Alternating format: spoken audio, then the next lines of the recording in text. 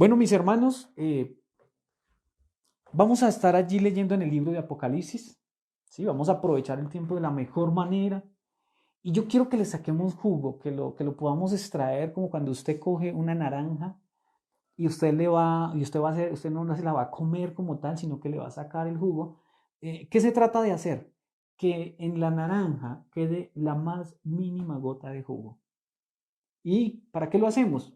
Pues para disfrutarlo, para poder sustraer las vitaminas de ella. Y así en general con todas las cosas, con los alimentos y en general. Entonces vamos a tratar de disfrutar, vamos a mirar profundamente lo que la palabra nos dice. Vamos a leer el capítulo 1 de Apocalipsis y quiero decirles que en este lapso de tiempo, desde que se desató, o de hecho, Apocalipsis es uno de los libros que más me apasiona pues les quiero decir que no me he vuelto loco en el sentido de desquiciado por leer Apocalipsis como muchas personas piensan. Al contrario, es un libro muy diciente y que tiene muchas cosas en las cuales podemos a veces meditar más profundo.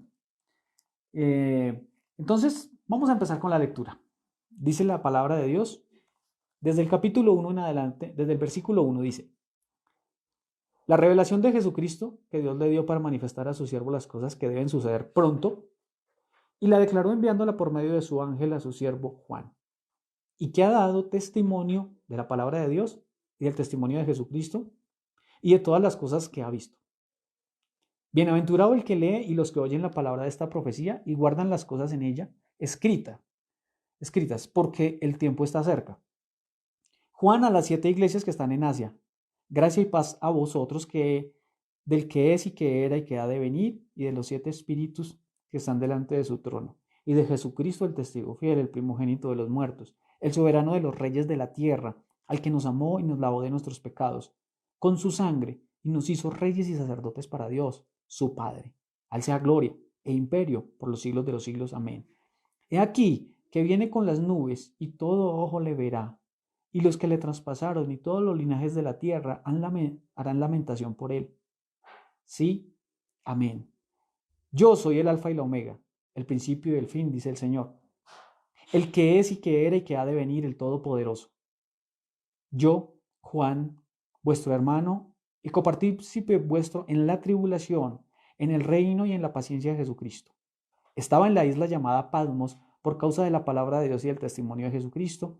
Yo estaba en el Espíritu en el día del Señor y oí detrás de mí una gran voz como de trompeta que decía, yo soy el Alfa y la Omega, el primero y el último. Escribe en un libro lo que ves y envíalo a las 7 iglesias que están en Asia, a Éfeso, a Esmirna, a Pérgamo, Tiatira, Sardis, Filadelfia y la Odisea. Y me volví para ver la voz que hablaba conmigo. Y vuelto, vi 7 candeleros de oro.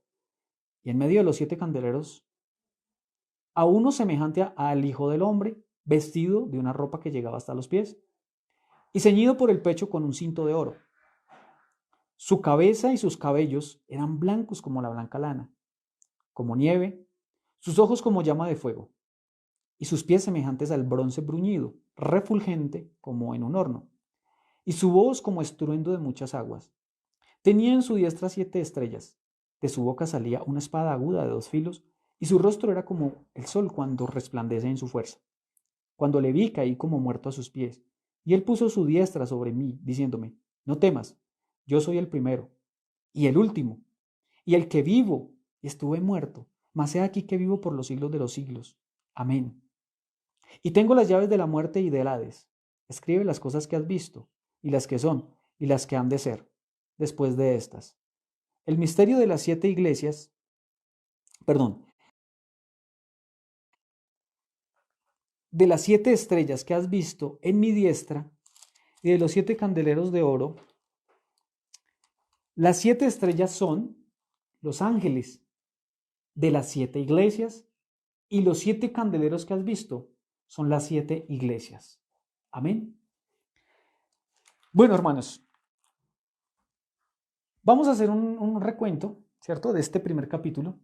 Nos habla la Biblia que es dada a Juan, al apóstol Juan, aquel que se recostaba sobre el pecho del Señor, que ya a una edad avanzada había sido exiliado a esta isla por causa del Evangelio y por causa de la palabra de Dios, por causa de la predicación. El apóstol Juan estaba allí en una condición eh, tal vez como estamos hoy nosotros, exiliados o recogidos. Sin embargo, podemos ver que él estaba en el día del Señor, o sea, en un día muy específico, y que él estaba en el Espíritu. O sea, nos está enseñando que a pesar de que Juan había sido exiliado, a pesar de que Juan había sido sacado del lugar de donde se encontraba, dice la historia que probablemente era porque a Juan lo intentaron asesinar, metiéndolo en aceite hirviendo, y no murió. Entonces ellos se encontraron con esta condición de un hombre que era casi indestructible, digo casi indestructible, según la historia, lo que hemos podido averiguar. Entonces me llama la atención que él estaba en el Espíritu, que a pesar de que estaba exiliado, que a pesar de que estaba en una condición de pronto en la cual no se sentía muy agradado, él no dejaba de buscar del Señor. Y fue en esa búsqueda de Dios que él recibió lo que conocemos hoy como el libro de Apocalipsis o de Revelación. Estando allí, sí, y vamos a empezar a desglosar más un poco la palabra, me gusta mucho la forma en la que Jesús se presenta. La carta de presentación de Jesucristo en aquel momento es: yo soy el alfa, o sea, el número uno. Yo soy la omega, también soy el final. También dice, y lo recalca, pareciera un poco de redundancia, pero dice principio y fin. Sabemos que las letras del alfabeto griego pues empiezan por alfa y omega y finaliza con la omega, y luego allí él lo aclara, principio y fin. También dice que él es, dice el que es y que era y que ha de venir. Entonces, en este que ha de venir es al que estamos esperando a nosotros. Pero más importante, cuando dice el Todopoderoso. Él se atribuye aquí unas cualidades, las cuales nunca nosotros hemos podido ver, absolutamente en nada ni en nadie. Alfa y omega, principio y fin, el que es y que era y que ha de venir, y el Todopoderoso. Yo quiero que usted allí donde está, de pronto tome esa palabra y diga, el Todopoderoso. Recuerde que todo encierra una totalidad. Cuando hablamos de todo es porque no hay nada por fuera de él. Y a mí eso es lo que me apasiona. A mí eso es lo que me hace cada día hinchir el corazón y hacerme sentir más feliz de poder creer en alguien que se puede presentar de esta manera, cual nunca nadie más lo ha podido hacer y no lo podrá hacer. Él dijo todas estas palabras.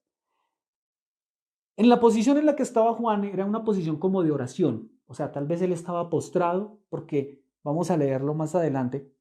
Él está allí agachado orando, ¿cierto? Escucha una voz y cuando dice que él se voltea, ¿cierto?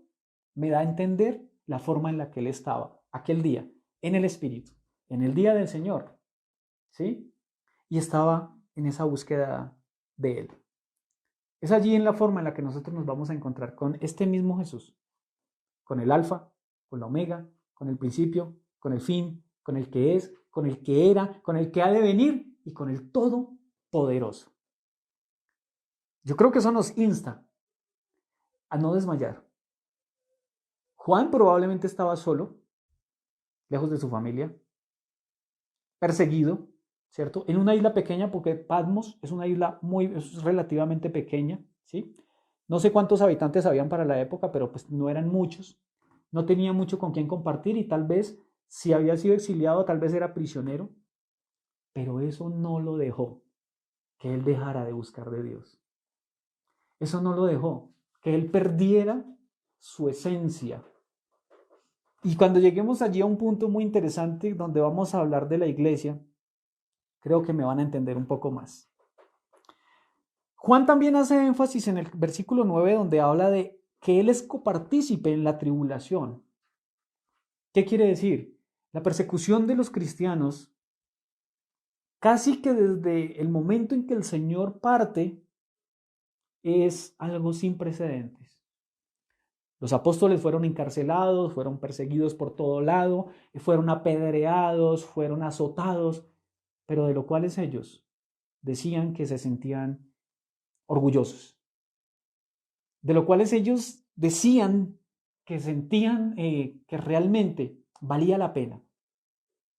Yo personalmente les quiero decir esto, y lo digo abiertamente sin temor. Yo siento una persecución, claro, porque nosotros estamos acostumbrados a vivir en libertad. Y esta persecución que se llama corona, yo creo que deberíamos desglosar esas dos palabras, corona y virus. O sea, algo que se ha enseñoreado de la humanidad. O sea, por eso es tan interesante mirar el libro de Apocalipsis, cuando habla de un jinete al cual le fue dada una corona y le fue dado un arco, y luego habla de otros jinetes con otras características. Cómo cuando Dios permite que salga algo por la tierra, es para enseñorearse. Y la palabra corona no es casualidad. Nosotros sabemos que corona significa reino, significa alguien que gobierna, que domina y que controla. Y a Juan, en este momento y en esta condición, cuando estuvieron en la tribulación con sus consiervos, los que entienden este lenguaje saben que eran las personas que creían en lo mismo, que vivían de la misma manera, teniendo una fe, una esperanza de que Jesucristo iba a regresar y que no importaba la forma en la que vivieran o nos persiguieran. Pero es algo muy similar a lo que estamos viviendo hoy. Es algo que se ha enseñoreado de todo el mundo para perseguir, para hacernos esconder, como está escondido Juan en aquel momento. Pero nosotros somos libres en el Espíritu. Podemos estar confinados en 4 paredes, pero mi espíritu es libre para adorar a Dios, para exaltar a Dios.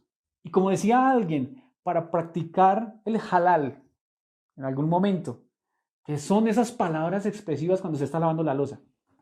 Señor, yo te alabo. Cuando usted está tendiendo su cama, Señor, tú eres el Todopoderoso. Cuando usted está lavando la ropa, usted poderle decir, Señor, te amo. Exaltarlo, decirle todas esas frases que pueden salir de lo más profundo de su corazón. Si usted está en el campo en algún momento determinado, algo que lo he podido practicar en algunos momentos, es poder hablar con Dios abiertamente y poderle decir a viva voz, Señor, gracias. Esta es la condición en la que se encontraban muchos de los perseguidos en un momento determinado de la historia y de la vida. Pero no me voy a detener ahí. Más adelante vamos a ver que cuando Juan se da la vuelta para ver quién le está hablando, todavía él no ve a una persona. Lo primero que él ve son unos candeleros. Y hay una diferencia entre candelero y candelabro. ¿Sí? Entonces, ve unos candeleros, pero también ve vamos a leerlo.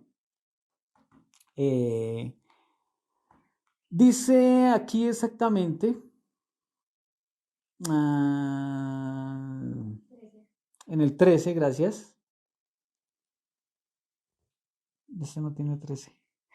Y en medio de los 7 candeleros, a uno semejante al Hijo del Hombre. Entonces, tenemos los candeleros. ¿Quién es el candelero? Hoy, ¿quién es el candelero? Si un candelero es una base para poner algo que alumbra, Jesús, que se está presentando, dice que está en medio de los candeleros. Yo le hago la pregunta, ¿quién es el candelero? Yo creo que ya se sabe quién es el candelero. Le está hablando a las iglesias. La iglesia es usted y soy yo. Los candeleros somos usted y soy yo. ¿Qué es un candelero? Es algo que va a dar luz, que va a brillar, pero que no puede brillar solo. Él necesita de una energía. El candelero necesita de una fuente que lo alimente. Usted pone una velita, esa vela es la fuente que va a alumbrar. Si el candelero hoy es una lámpara, ¿cierto? Necesita estar conectado a una toma corriente. Los otros candeleros de aquella época también funcionaban con aceite. Necesitaba que ese combustible estuviera allí para el poder alumbrar. Si nosotros somos el candelero, Dios, el Espíritu Santo, es el combustible, la luz de nosotros. Como somos muchos alrededor del mundo, tenemos que brillar de tal manera que las tinieblas tienen que opacarse. Porque las tinieblas llegan hasta donde la luz se lo permite. Tan intensa sea la luz, las tinieblas tienen que retroceder.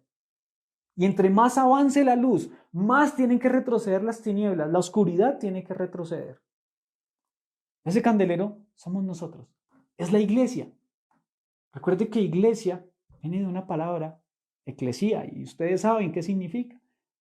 Es reunión, es cuando usted y yo nos unimos como en este momento en el Espíritu a poder aprender de Dios.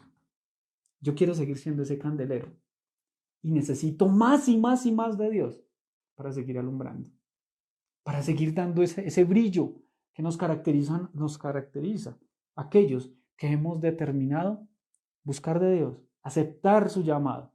Recuerden, muchos son los llamados, pocos son los escogidos. ¿En qué grupo se encuentra usted? ¿O en qué grupo me encuentro yo?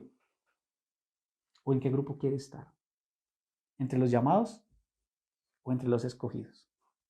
Yo quiero estar entre los escogidos, porque muchos son llamados, como cuando se hace una convocatoria a un grupo especial, cuando se hace una convocatoria para algo que necesita de unas personas con unas cualidades específicas. Entonces, ahí es donde necesitamos saber en qué grupo nos encontramos. ¿Estamos brillando como vemos que Jesús está en medio de nosotros? Si Jesús está en medio de nosotros, podemos entender que vamos a tener un brillo muy, demasiado, mucho. Hago redundancia en esto y lo hago conscientemente. Demasiado, exagerado, abundante. Si Jesús está en medio de nosotros, porque aquí la palabra me dice en el mismo versículo 13, me dice que Él está en medio de los candeleros. Jesús está en medio de nosotros. No físicamente, obvio, pero su presencia está con nosotros. La luz de Él está conmigo. Entonces, vamos a ir haciéndonos preguntas. ¿Qué tipo de candelero soy yo? ¿Tengo un buen brillo? ¿Qué tipo de candelero? ¿Qué luz estoy emitiendo? Si la iglesia hoy, si usted y yo como iglesia aceptamos y buscamos de Dios, lo más seguro es que vamos a poder alumbrar mucho. Y las tinieblas tienen que disiparse. No importa, no importa tan fuerte sea su oscuridad, solo con un rayo de luz, ellas desaparecen. Ellas huyen, digámoslo de esta manera. Entonces, algo que me fascina de esto que he podido leer o no sé, mirar, es la forma en la que Jesús llega también y ya se muestra a Juan. Vamos a mirar las características. Y en medio de los 7 candeleros a uno semejante al Hijo del Hombre, vestido de una ropa que llegaba hasta los pies y ceñido por el pecho con un cinto de oro. Su cabeza y sus cabellos eran blancos como blanca lana, como nieve, sus ojos como llama de fuego. Esta parte me impactó y me gustó mucho y la pude degustar profundamente porque es una presentación gloriosa. Cuando nosotros hablamos de Cristo, cuando nosotros le compartimos Cristo a alguien, estamos compartiendo esto, a alguien glorioso, a alguien que tiene una imagen tan maravillosa. Obvio, no hay forma de describirlo, de hacer una imagen de él física, pero podemos ver que él está glorificado, que la forma en la que él se presenta, el oro, un cinto de oro, y el cinto tiene muchos significados bíblicos. Habían cintos de lino, habían cintos de cuero, tal vez de otras telas, no sé. Pero él, tal vez cuando estuvo en la tierra, tuvo un cinto que significaba autoridad. Lo recibían los judíos cuando pasaban a la adolescencia, cuando ya eran un poco más grandecitos, podían portar el cinto. Y ese cinto tenía una cantidad de significados que ya usted lo podrá averiguar. Pero el cinto que tiene Jesús es un cinto de oro, y el oro significa pureza. Y el oro significa un valor incalculable, porque sé que a todos nos gusta el oro. Creo que eso es generalizado, es algo que llama mucho la atención. Veo también los cabellos de Jesús y veo también su cabeza blanca, ¿sí? Y no es ese blanco o imaginar una peluca o imaginar una cosa, sino algo que también emite como un brillo, ¿sí? Que también emite algo maravilloso. Y me detengo un poco en la parte cuando Juan describe a Jesús eh, en sus ojos. Y es esa mirada. O sea, si Jesús está en medio de la iglesia y nos mira con unos ojos de fuego, es una mirada purificadora. Pero es una mirada muy penetrante que si nosotros fuéramos conscientes que Él nos está mirando todo el tiempo, yo creería que hasta, no sé, nos comportaríamos diferente. Pero es la forma como Él está mirando la iglesia. Se está mirando con ojos de fuego. ¿Sí? Mirando su iglesia. Y Él se presenta de una manera gloriosa, magnífica. Creo que es la primera vez que tenemos digamos, un relato bíblico después de su partida, cuando Él se presenta y ya no se presenta como lo vieron los apóstoles, sino que ya Él había recibido esa autoridad de la que habla el apóstol Pablo. Toda potestad le fue dada. Él ya fue revestido. ¿Por qué? Porque Él logró el propósito que tenía que venir a cumplir. Él logró el rescate de nuestras almas, nuestra salvación. Y por eso Él está glorificado. Él está allí sentado junto al Padre. Y es la forma más maravillosa como podemos nosotros entender a Jesús. No como cualquier cosa, porque a veces nosotros nos hacemos una idea de Jesús como un cualquiera, como alguien más. Pero ese Jesús que me está mostrando acá, la Biblia, es con el que yo me voy a reunir. Y espero que usted, y espero que muchas personas un día nos vayamos a reunir. Y por eso compartimos esta esperanza de fe. Y por eso nosotros hablamos y predicamos y todo el tiempo estamos con Jesús en la boca. Se nos vuelve algo a veces inclusive, de pronto hasta una muletilla. Pero si entendemos ese verdadero Jesús, yo creo que nuestras vidas cada día son transformadas y entendemos que también tenemos que ser puros, porque Él se nos está mostrando como alguien que va a estar con nosotros y Él se muestra como un novio. Entonces, si esa es la imagen de Jesús, alguien puro, alguien magnífico, también debe ser el propósito de nosotros, proteger nuestra vida en esa integridad para poder llegar a agradarle a alguien así. Porque Él busca una iglesia, recuerde que sin mancha, sin arruga, etcétera, etcétera, etcétera. Vamos a seguir haciendo en nuestro análisis. Entonces, pero Jesús habla y dice específicamente quiénes son los candelabros. O sea, no hay excusa para decir, no, yo no sabía que es que el candelabro soy yo y que yo tenía que brillar y que yo tenía que ser una antorcha puesta en un lugar de esperanza. He visto en este tiempo, en estos 20 días, tal vez, cómo aún líderes mundiales están llamando a la gente a que busquen de Dios. El presidente de Panamá, el presidente de Paraguay, el presidente de El Salvador, como los más representativos que he podido yo ver. El presidente de Estados Unidos, no voy a juzgar si lo hace bien o lo hace mal, simplemente es lo que está mostrando. Entonces, puedo ver ese tipo de situaciones que los candeleros, recuerde que somos nosotros. El candelero es algo individual. Cada persona es un candelero en donde quiera que se encuentre. Cada persona tiene que dar un brillo y tiene que ser el mejor brillo. Hay algo muy importante y es que Jesús o Juan ve los candeleros hechos de oro. O sea, espiritualmente yo estoy hecho de oro.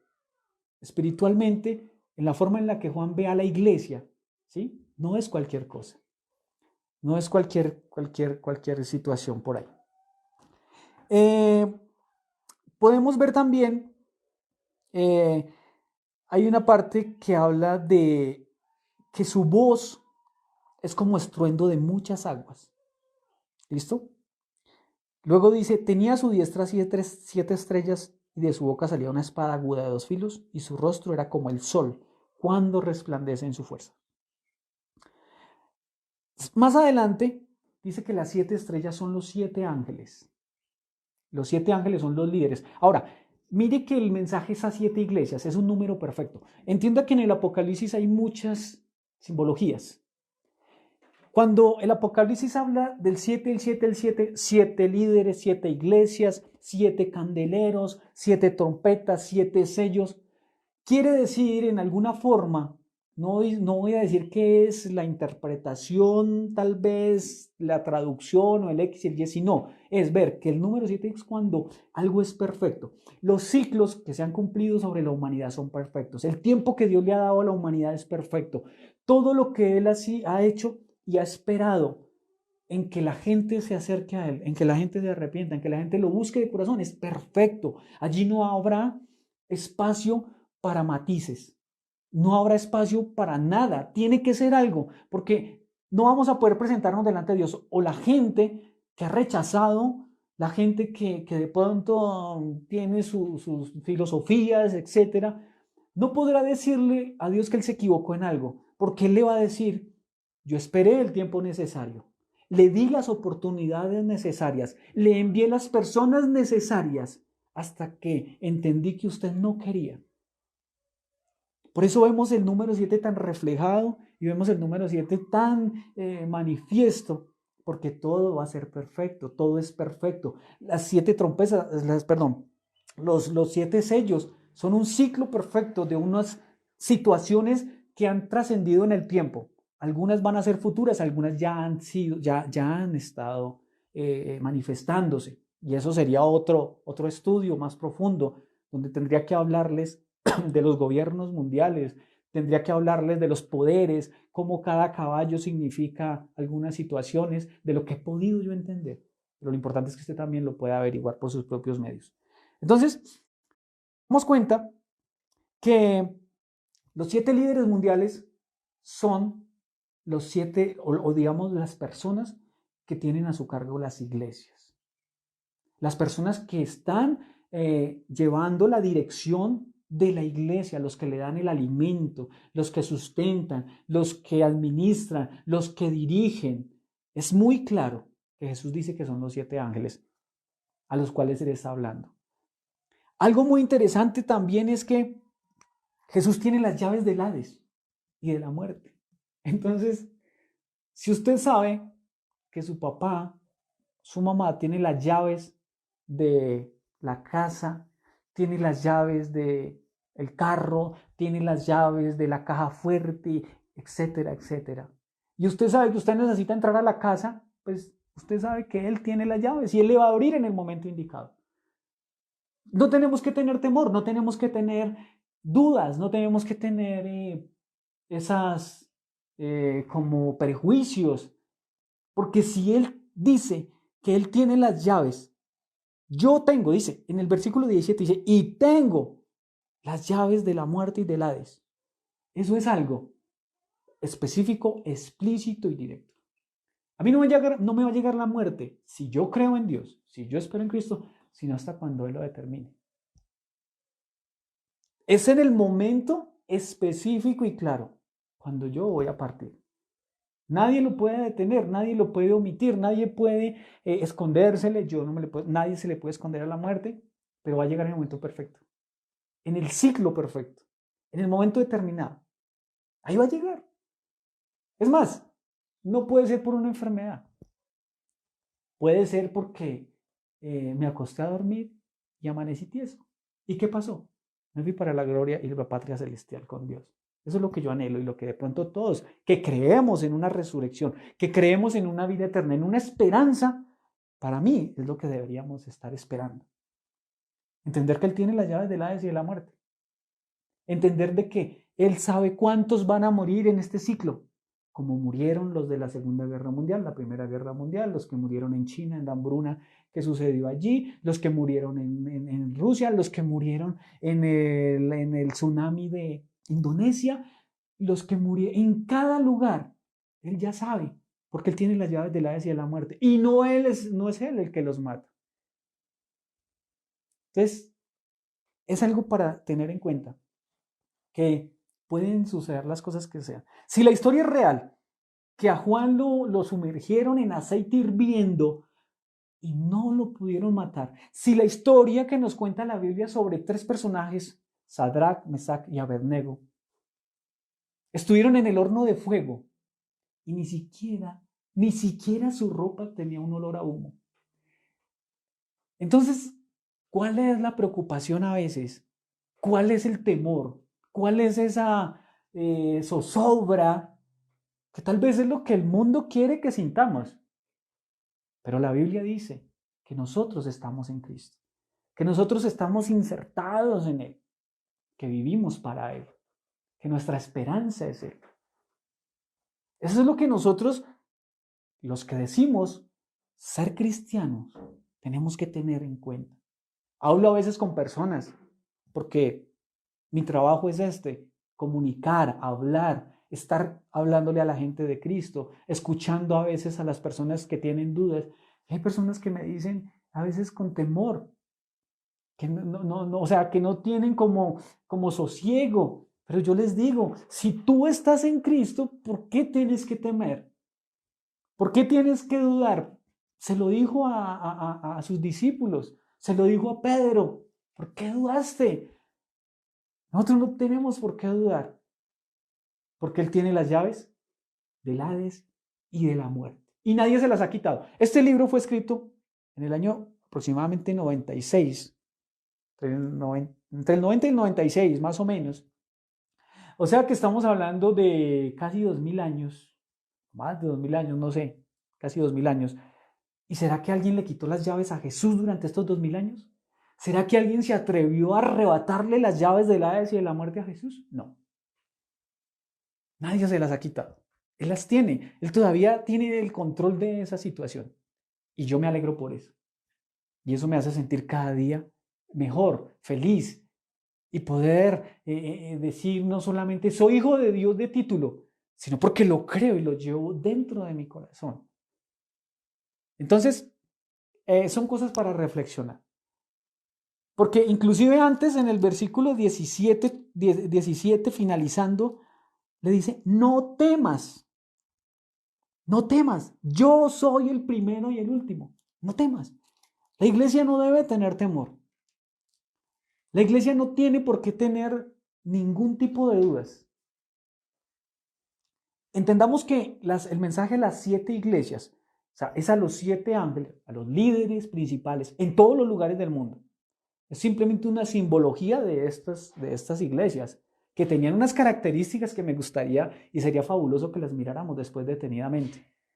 Cómo se comportaba Éfeso, qué pasaba en Esmirna, qué pasaba en Pérgamo, cuál era la situación de Tiatira, en Sardis, en Filadelfia. ¿Por qué a una iglesia le dijo, al líder de la iglesia le dijo, tú eres rico, pero crees que eres pobre? En un momento determinado le dijo, vuelva a su primer amor, porque si no, le voy a quitar lo que tiene. Es analizar y poder detenerse uno en los pequeños detalles, que son a veces los que valen la pena, en los cuales tenemos nosotros que centrarnos. Yo quiero animar hoy a toda la iglesia, a todas las personas que nos vayan a ver, a tener confianza.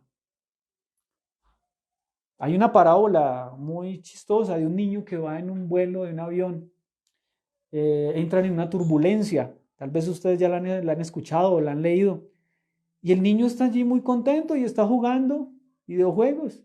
Cuando las personas se le acercan y le dicen, hey, mire, estamos en una turbulencia y todo el mundo está alborotado, despelucado, sobre todo yo despelucado. Y le dicen, ¿y usted por qué está tan tranquilo? Y él simplemente dice, el que va piloteando esta nave es mi papá. El que va piloteando esta nave es nuestro Dios, es nuestro Padre. Es la persona que determinó que nos iba a dar una tierra donde vivir y obvio que, como decía nuestro pastor ayer, la hemos administrado mal. No hemos labrado la tierra como Él quisiera y tal vez nos hemos querido apropiar de lo que no nos pertenece o no es el momento de recibirlo y han venido todo ese tipo de situaciones.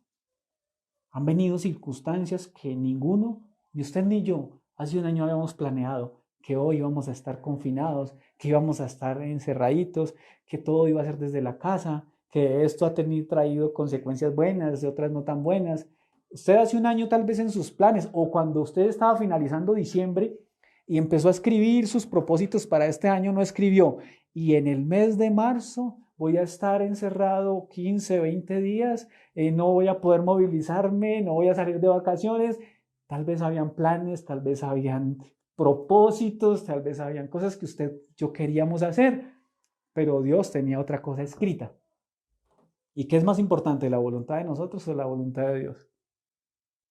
Yo me inclino hacia la voluntad de Dios.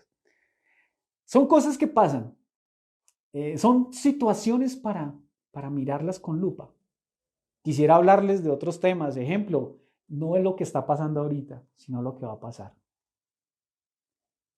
Quisiera decirles que la historia se está partiendo en dos, antes de Él y después de Él otra vez. ¿En qué aspecto? En que esto va a traer tantos cambios, esto va a traer tantas cosas de lo que ya nosotros estamos advertidos, un gobierno mundial, una economía, una cantidad de situaciones que si los pudiéramos analizar. El día sábado escuchaba a alguien que decía que se va a construir un nuevo concepto de el contrato social. El contrato social que nosotros estuvimos viviendo en la parte de lo que era los supuestos gobiernos constitucionales, se terminó. Ya se cerró ese ciclo. El hombre lo quiso hacer a su manera desde siempre, pero se trató de sacar una cosa que se llamaba el contrato social y era que todos viviéramos como de una forma más equitativa.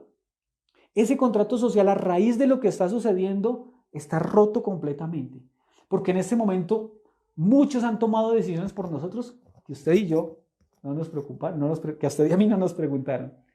Ese contrato, decía alguien en las noticias exactamente, se va a reescribir. Y ya no va a ser con las mismas filosofías del siglo XVII, XVIII, XIX, sino que va a ser a raíz de unas situaciones que ya tienen que ver con unas cosas más profundas, lo que decía el pastor ayer, el nuevo orden mundial y todo este tipo de cosas.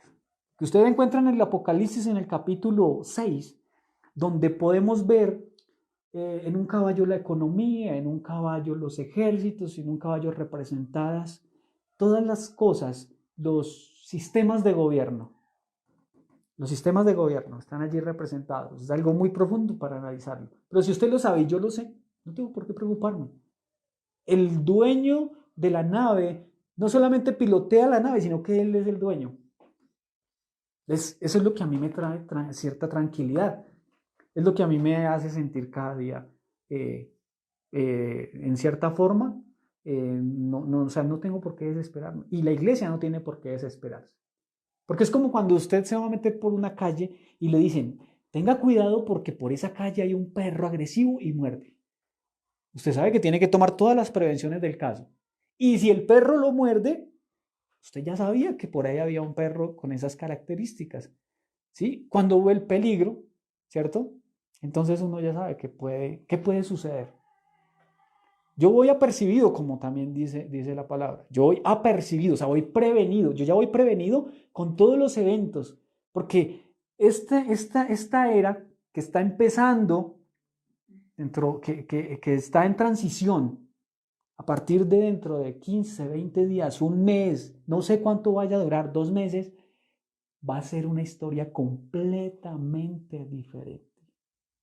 Va a ser una historia nueva para escribir.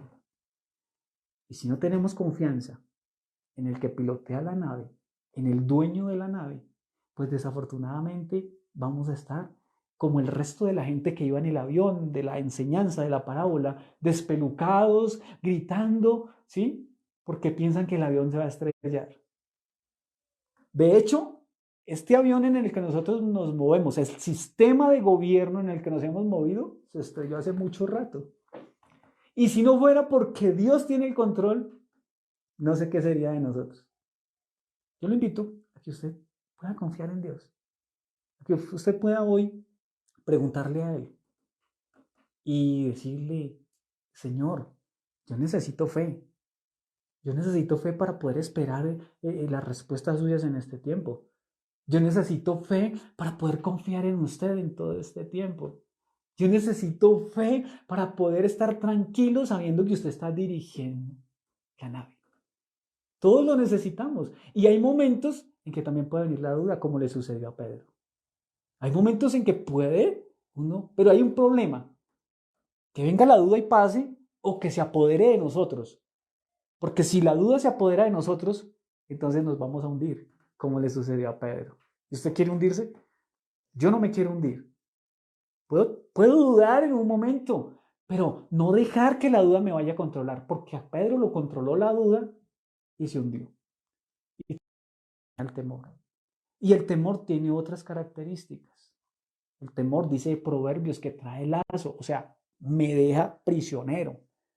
El temor me paraliza. Si Pedro hubiera seguido caminando sobre las aguas, no se hubiera hundido. Si la iglesia sigue caminando sobre las aguas en medio de la tormenta, en medio de todo este tipo de cosas que vienen, esos vientos, tal vez como Euroclidón, como dice allí en las cartas del apóstol Pablo, esos vientos tan fuertes. Pero si la iglesia sigue caminando, no se va a hundir, va a permanecer. Y vamos a pasar la tormenta y vamos a llegar al otro lado porque ese fue el propósito, que ellos llegaran al otro lado. Entonces, iglesia, entendemos que somos un candelero, entendemos que necesitamos estar conectados con Dios, que cuando Juan recibió esto era porque estaba buscando de Dios, que también fue perseguido, que también le tocó esconder, bueno, lo escondieron a las malas, que no pudo seguir predicando. Dios lo usó para dejar un libro tan espectacular. De hecho, han sacado películas, han hecho investigaciones, los científicos, la NASA, todo el mundo, alguna relación han tenido con el Apocalipsis. Pero en medio de ese momento en el cual Juan no podía hacer lo que estaba acostumbrado a hacer, miren lo que Dios le da. Un libro que ha trascendido durante más de 2000 años y que está fresquito. Y que si usted le quiere sacar jugo, pues allí lo va a encontrar. Allí va a poder usted identificar muchas de las cosas que hoy estamos viviendo y que no nos van a sorprender. Y que nos va a hacer como tener más fe, confianza, esperanza. ¿Sí? Son muchas cosas muy interesantes que pues la verdad, tengo un maestro que dice que es muy tímido para hablar, pero que cuando se trata de hablar de Dios, pues se le olvida todos los estereotipos. No soy tan tímido para hablar, pero también se me olvidan los estereotipos y uno quisiera hablar mucho de las cosas de Dios, porque es como cuando usted ha encontrado esa esencia en su vida. Y eso es lo que yo he encontrado, una esencia que es lo que me hace perseverar, permanecer, avanzar, crecer cada día. Pero algo tan interesante que es como conocer a Dios, gloriarnos nosotros, de conocer a Dios, de conocer cómo actúa, por qué está permitiendo esto. Son las señales. Mire, le quiero decir aquí un datico muy interesante. Yo soy de datos y de cosas así. Pero cada ciclo de 10 años, en cada década, han sucedido eventos que han quedado registrados en la historia. No voy a ir muy lejos, voy a ir, por ejemplo, en la década la primera década del siglo XXI, en el cual estamos, del 2000 al 2010. Vinieron los eventos como, por ejemplo, el tsunami de Indonesia, tremendo. En un momento, en un abrir y cerrar de ojos, más de 300.000 personas. En un día. O sea, no fue, ahorita todavía no se ha llegado a esta cifra de muertos, pero en esa situación, en un solo día, fueron más de 300.000 personas. Más de 300.000 personas. Eso sucedió en el 2004. Sucedió algo que se llama la globalización. En ese ciclo, años anteriores, se estaba hablando de la globalización, por todos lados se hablaba de la globalización, pues eso se consumó en la primera década del siglo XXI. ¿Qué pasó con la globalización? Todos los países se abrieron al comercio. No fue solo Colombia, todos los países. Eso trajo unas consecuencias y trae unas consecuencias. Fue en ese lapso de tiempo. Luego vino el segundo ciclo, después del año 2010 en adelante, donde vinieron una manifestación impresionante de terremotos y señales, donde han habido muchos incendios forestales. Muchos. Usted podrá correlacionar esto con el calentamiento global, etcétera, etcétera. Yo me inclino más hacia lo que Dios dice. Entonces, esos eventos se dejaron pasar. Aparte de eso, me devuelvo un poco a la década anterior, vinieron unos virus, como fue el N1H1, que también tuvo trascendencia, ¿sí?, en muchos países, pero pues eran solamente unos ensayos, unas pruebas, que más como para mirar cómo se reacciona entre toda esta situación. En la segunda década vino el Zika. Ese trajo otras consecuencias más profundas, todavía se siente mucho en Brasil, en algunos países tropicales. Pero todas las épocas han traído señales.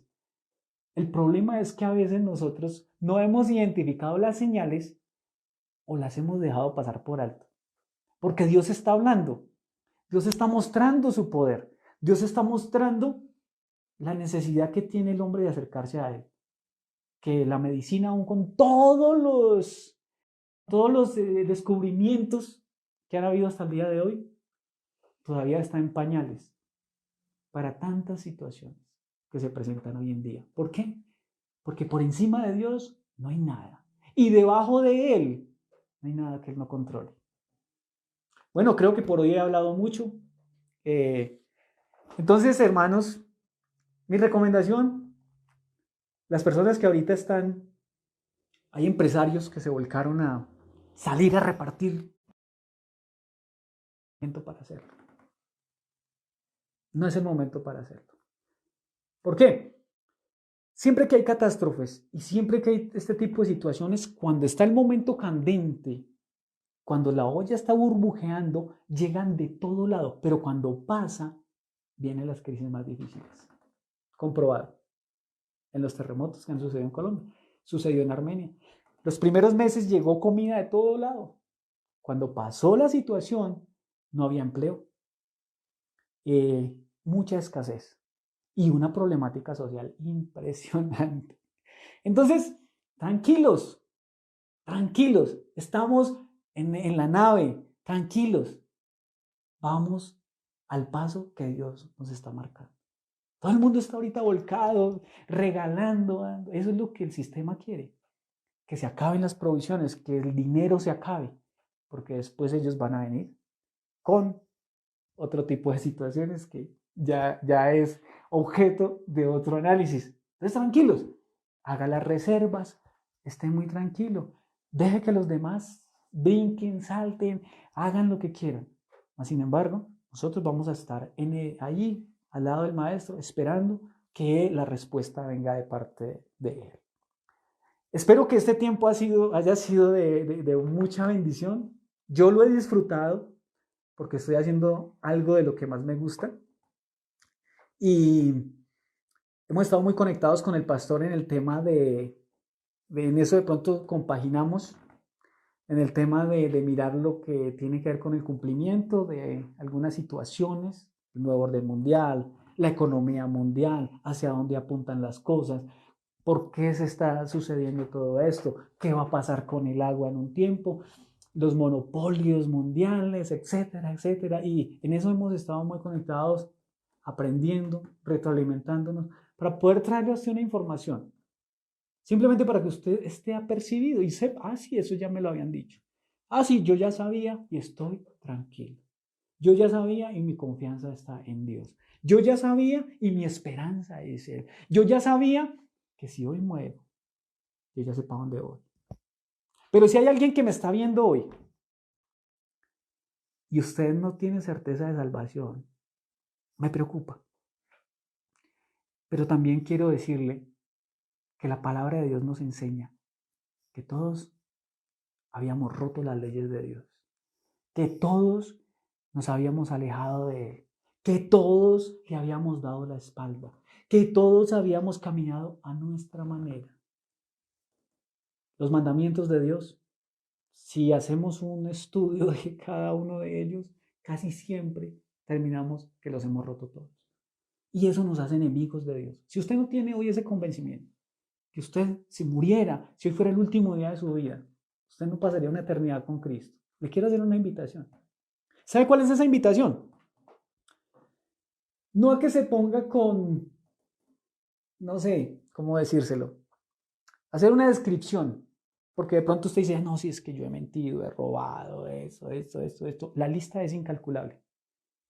Si usted reconoce que todo eso se llama pecado y que eso lo tiene lejos de la gloria de Dios, como dice Romanos 3:23, y que si muriera no iría a una eternidad con Cristo. Si usted reconoce que usted es un pecador, que usted ha roto las leyes de Dios, que usted está en deuda con Dios y que no tiene con qué pagarle, y que si muriera no sabe qué pasaría con su alma. La invitación es a que usted le pida perdón a Dios, a que simplemente le diga de una manera honesta, Señor, yo soy un pecador, no merezco nada, porque la Biblia dice que lo único que le espera a una persona que muere sin Cristo es una condenación eterna. Menos. Si usted lo reconoce y dice, Señor, yo soy un pecador, perdóneme, perdóneme porque sí, yo he sido malo y usted va a decir, no, es que yo nunca me he robado, no me metí a robar un banco, yo nunca maté a nadie, pero mis pensamientos, mis acciones, mis palabras han ofendido a Dios. Solo reconocer que soy un pecador y que necesito un arrepentimiento, que necesito hoy pedirle perdón a Dios de corazón. Ahora, el siguiente paso es reconocer que Jesús murió por mis pecados, que Él borró todas mis iniquidades, que Él por su sangre me hace limpio. Número 3, poner mi confianza en Él, para cuando yo muera pueda tener esa certeza, ese pasaporte a la vida eterna.